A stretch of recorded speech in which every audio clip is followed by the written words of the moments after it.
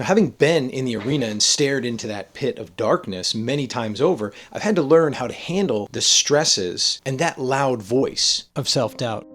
So lately I've been getting a noticeable amount of private messages and emails asking me about imposter syndrome. Have I ever felt that I didn't belong in my role? Have I ever felt that I wasn't deserving of the responsibility, or was I ever trapped in the worry of losing my job because I wasn't going to be able to do it? If you're not familiar with the term, imposter syndrome, from my experience, is a really fancy way to talk about advanced self-doubt, disbelief in the fact that we're capable of doing what it is that we're setting out to do. And I think that's a perfectly normal condition of being a human. Now, and if, like me, you've ever been facing a new situation or a new challenge, especially for the first time, then I'm confident you know the feeling of like walking through wet concrete coupled with an inner voice that constantly is telling me that I'm going to fail. Why even bother trying? So if you've ever felt that, stay with me for the next few minutes because I want to share with you how I learned to handle self-doubt. And also, if you feel overwhelmed by that feeling, especially if you are new to the role of executive chef and you're ready to implement the full blueprint to thriving in your operation, then click the link in the description below to learn how. Now, having been in the arena and stared into that pit of darkness many times over, I've had to learn how to handle the stresses and that loud voice in my role as executive chef, as captain of the Culinary Olympic team, and then in passing the Master Chef exam, leading teams, directing programs, I've had to become quite adept at dealing with that imposter syndrome of, in that moment, feeling all of a sudden overwhelmed with this inability to overcome the hurdle. So I remember cooking at the Master Chef exam. It was day 3 and I was in the midst of my cooking. I had a tremendous amount of work going on. I had things all over the stove and I had this voice all of a sudden pop into my head saying, "You're never going to make your window." Now, if you're not familiar with the Master Chef exam process, then that might not make any sense to you. But let me just explain that the format of the Master Chef exam is it's an 8-day exam where you're tested on different disciplines and the mastery of techniques and practices of the craft across different cultures and different cuisines. Every day you have a particular segment of hours that you cook, and then after your cooking time you have what's called a window in which you start serving your plates. And you're given a certain amount of time to serve all of your plates through all of the courses that you're assigned. You may have anywhere between 3 courses and 5 courses, and anywhere between 6 portions and 10 portions. That window is really critical. Now, the challenge is if you miss your window, then your food doesn't get tasted, you don't get scored, and it's very unlikely that you're going to pass that segment. Failure of that segment and failure of the retake of that segment means that you have to restart the exam. Now, I find myself on day 3 cooking on the station with this voice in the back of my head telling me that I'm going to miss my window. And by that time, I was actually familiar with the voice. I knew that the only real response to that voice, the only appropriate response, was to tell it to shut up and go away, and then focus on doing the task that I was setting out to do. Because I know full well that getting trapped in listening to that voice and focusing on all the things that can go wrong tends to lead to more things going wrong. And so in that moment, after all of my training, my practice, and all of the other things that I'd done that led me up to that point, I had learned to focus on the cooking and the work that needed to get done, focusing on how I'm going to make it, not worrying about how it could go wrong. What you focus on is what tends to come about. Thoughts lead to outcomes. That inner voice, it can be your enemy, but it can be trained to help. That voice that I'm talking about brings me to the root of where imposter syndrome actually comes from. That voice is a voice inside of our own heads. It's us. It's our brain. It's the thing inside of us that's trying to protect us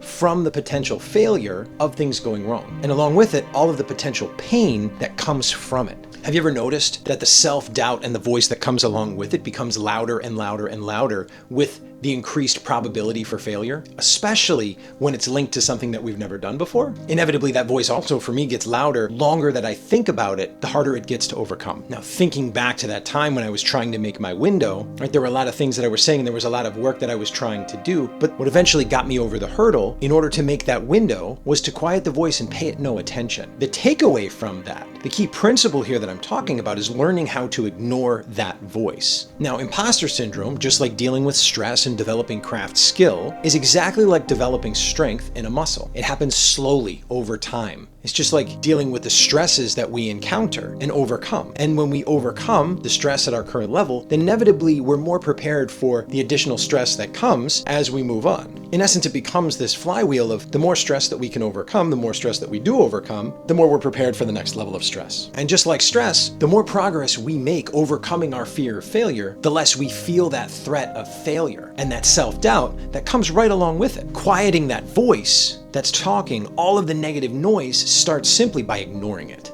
Literally, the first step is to not think, but do. Go through it.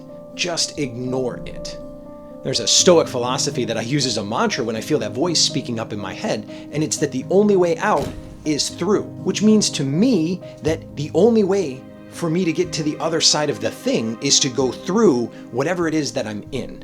It doesn't allow me to go back. It doesn't allow me to stop. It brings me to a point where the only thing that I can do is continue to push forward, either slowly, one foot in front of the other, or as quickly as possible. So after ignoring that voice and those feelings of self-doubt, eventually we develop enough proof that the voice can be proven wrong. Evidence that we can actually do the thing that we're setting out to do. As that voice gets louder, then we have enough proof and we can use what David Goggins refers to as his cookie jar and start putting cookies in that cookie jar.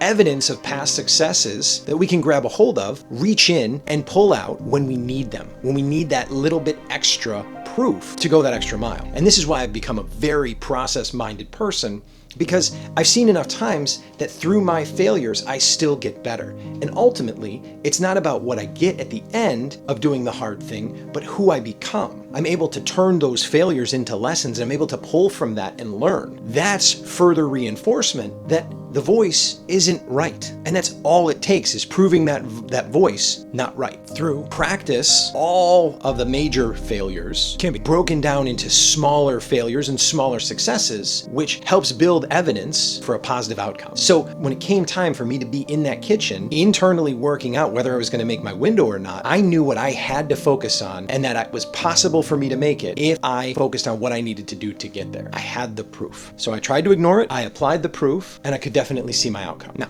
after doing it anyway, and then having examples and applying them of past successes in the face of self-doubt, the voice starts to get a little bit quieter. Note that it never really goes away. At least it's never gone away for me. It's still there. It's a little bit quieter. Next, it's really important, as Jim Rohn would say, stand guard at the gates of your mind. It's just like having screens on your windows to keep the bugs out. The further along I go, the more I have to make sure that the material that I'm consuming, the things that I'm reading, the mental diet that I have is nourishing to what I'm trying to do and reinforcing of positive thoughts. You know, things start to creep in, and then it's not long until the brain starts to kind of find its way back to old thought patterns, and that old negativity starts to crop up again. And then again, it goes through its cycle where it starts to get louder and harder to ignore. But now this is the benefit of doing really hard shit too, right? Is when you do hard things, you get the power. You get the cookie that comes along with it and the confidence to know that you already get there. The major challenge though is that you only get the power by doing the thing. And that's why it's so important to make sure that you just ignore it and put one foot in front of the other to keep moving. In the beginning, it's not about knowing that things are going to work out, but believing and sticking with it. When you're heading into unknown territory specifically, the only way out is through. And this is exactly that area where mentors make a tremendous impact if you have them. And if you don't have access to mentors, then that's why there's coaches. Coaches are an asset for them when you don't have mentors who you've worked with and you need access to a shortened path or a guide to get through that work. This is also exactly why I've invested what I have in the programs that I have, from Rich Rosendale on LinkedIn, on the ACF Learning page, Udemy. It really dulls the pain and allows you to spend less time in that unknown territory. It shortens the learning gap and it gets you to that practicing step so much faster. Now there's another quote that I use to keep me from falling off the path, and that quote is that success is the progressive realization of a worthy ideal. And what that simply is a reminder that as long as I'm working in the direction of the thing that I am trying to work towards, that is the success. And that keeps me very process-minded. Now you may notice that I refer to the words of others very often. The simple reason for that is because there have been so many times in my life that I've come across situations and challenges that were just bigger than me, and I wasn't exactly sure of how to find the way through that. There were ideas and challenges that were bigger than my cookie jar. And I find that those other words, those other commandments have always driven me and served me well to make sure that I'm putting one foot in front of the other in the right direction. Imposter syndrome, no matter how you cut it, is an internal battle. It's a voice that tries to protect us from potential failure. And it does so by making us doubt our capabilities. By recognizing this voice and learning to quiet it, you can push through your self-doubt to overcome your own personal battles. Remember, overcoming imposter syndrome is like building a muscle. It takes time and it takes a little bit of practice, but it can absolutely be mastered. Every challenge that you face and overcome adds to that confidence and to the resilience that you're building in your mind. And then once you have that resilience, it's important to protect your mind and stay focused on your goals. If you remember that success is a journey, the process will always be there to support you and encourage you, even when that voice gets loud. And should you find yourself needing help navigating this path, then reach out through the link in the description and let me share with you the tools that I've used to conquer that voice along my journey. Thank you for watching, and I look forward to seeing you in the next video.